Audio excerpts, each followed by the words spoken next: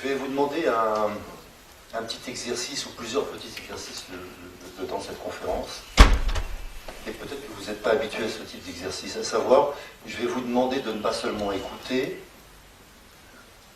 je vais vous demander de ressentir. Alors juste avant de commencer, je voudrais que nous soyons tous clairs sur pourquoi vie privée et vie professionnelle n'est pas le mot qui revient à chaque fois, qui est le mot personnel.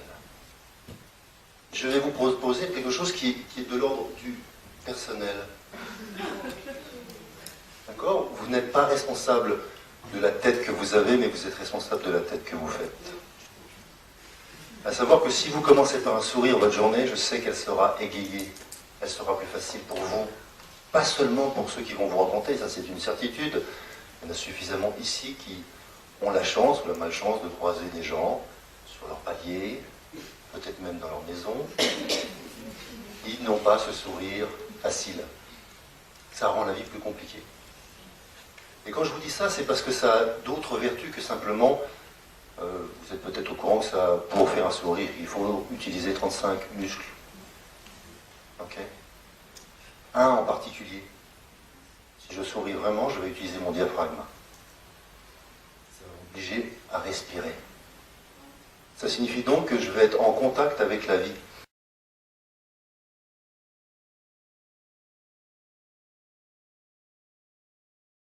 J'ai eu la chance de travailler dans 53 pays. Quand je dis travailler, c'est vraiment travailler, c'est-à-dire pas passer une journée.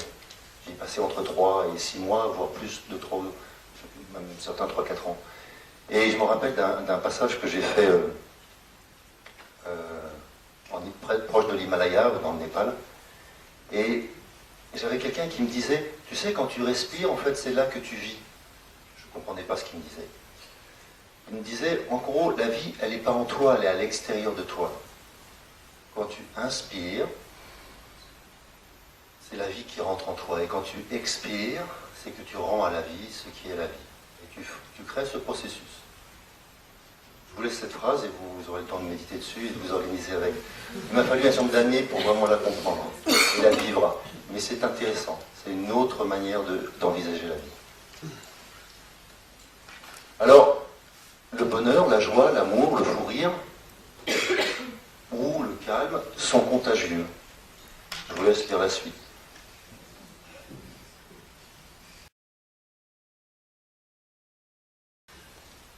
Donc, s'ils sont contagieux, ça signifie que c'est un virus. Ça s'attrape, malgré soi parfois. Et si vous avez décidé d'être en joie,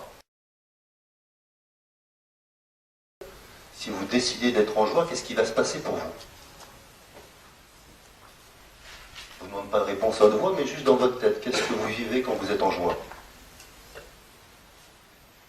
Et puis maintenant, si j'avais juste choisi son opposé naturel, c'est la tristesse.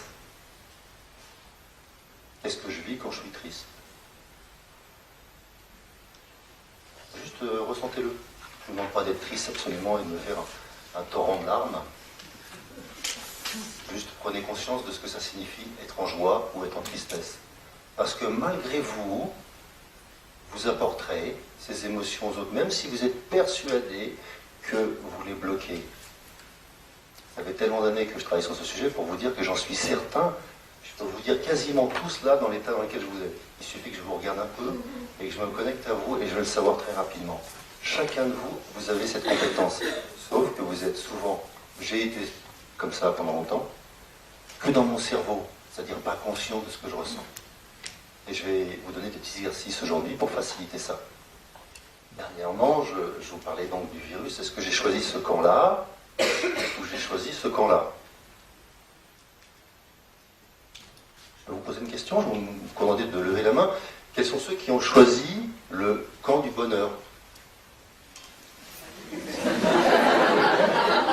Je n'ai pas dit, après, ceux qui ont choisi le camp du malheur. J'ai dit ceux qui ont choisi de vivre d'autres émotions qui étaient moins agréables. Hein, je n'ai pas dit que vous avez choisi d'être malheureux. Donc, quels sont ceux qui ont choisi l'autre camp ? D'accord, il n'y en a aucun. Alors, tous ceux qui n'ont pas levé la main, ils font quoi ?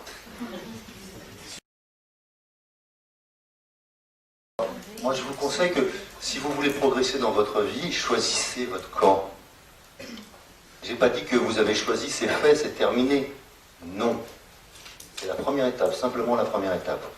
Choisir d'être heureux ou choisir de vivre des émotions plus agréables, c'est un choix.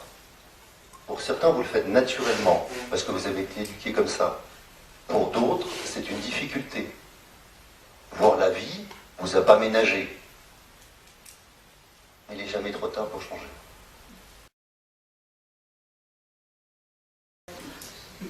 Quelle discipline allez-vous mettre en œuvre pour vous y tenir? Parce qu'une fois que j'ai décidé mon camp, admettons, qu'est-ce qui fait que je vais m'y tenir? Par discipline, je voudrais être clair sur le vocabulaire, sur ce que je suis en train de dire. Discipline ne veut pas dire quelque chose de rigoureux et de dur. C'est souvent comme ça qu'on peut l'interpréter. Discipline, ça a à voir avec ce que ça vous demande en tant qu'être. Si vous faites de la danse, c'est une discipline. Si vous faites de la philosophie, c'est une autre discipline. Si vous faites du chant, c'est une discipline. Si vous travaillez, c'est une forme de discipline aussi. Donc quelle discipline vous associez? En ce sens-là, moi je suis un ancien sportif de haut niveau, je sais que si je mange avant un match, je fais du water polo. Et pendant longtemps j'ai été nageur de haut niveau, je sais que je ne vais pas nager correctement parce que je vais digérer pendant ma course. Donc je sais combien il faut exactement de temps et qu'est-ce que je dois manger avant. Et je préfère ne pas manger parce que j'ai suffisamment de ressources.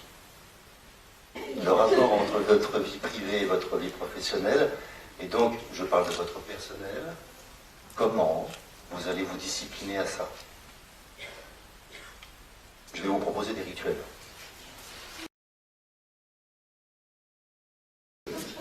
Dans quel état êtes-vous quand vous rentrez chez vous? Je ne sais pas.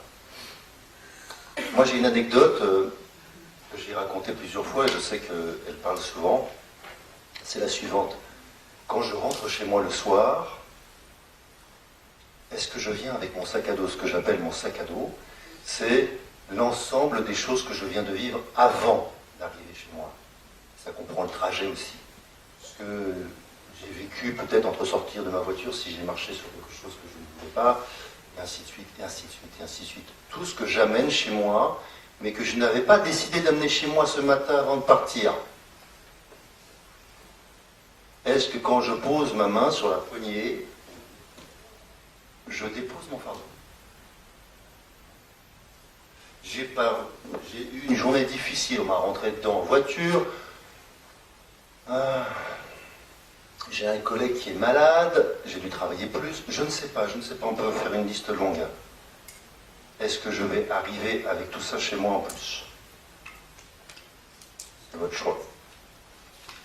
Je n'ai pas dit qu'il ne faut pas l'amener, je dis juste qu'il faut savoir si vous l'amenez. C'est la conscience qui va faire la différence. Donc une fois de plus, je pose la main sur la poignée, et là je rentre, je n'ai pas déposé mon sac. Et là j'ai donc une journée difficile, et j'attends quoi en général? De la reconnaissance, de l'accueil, de l'amour. Et là je rentre, personne ne m'accueille, ça a l'air de faire du bruit, et je vais dans le salon, et on vient d'acheter un canapé le week-end dernier, super content, et à ce moment-là, sur mon canapé, je vois mon fils qui saute à pieds joints dessus. Et là, mon sang ne fait qu'un tour, le sac va valdinguer à droite ou à gauche, et le fils avec. Je sais, vous ne faites pas ça. Je parlais que de moi. Mais il n'empêche que cette histoire peut vous faire réfléchir sur le choix que j'avais juste avant de rentrer chez moi. Et si vraiment le sac est essentiel, en sortant de matin, je retrouve le sac. Et je peux le reprendre et repartir avec la misère qui y était associée, si c'était le cas, ou autre chose, s'il y avait des choses importantes dedans. Vous avez le droit d'apporter du travail chez vous, c'est votre choix. Peut-être que vous allez me dire, mais non, c'est pas mon choix, je peux pas faire autrement. On viendra dessus. Je ne crois pas que vous avez tous été lobotomisés, qu'il y a zéro libre penseur en vous, ou libre conscience en vous. Libre arbitre.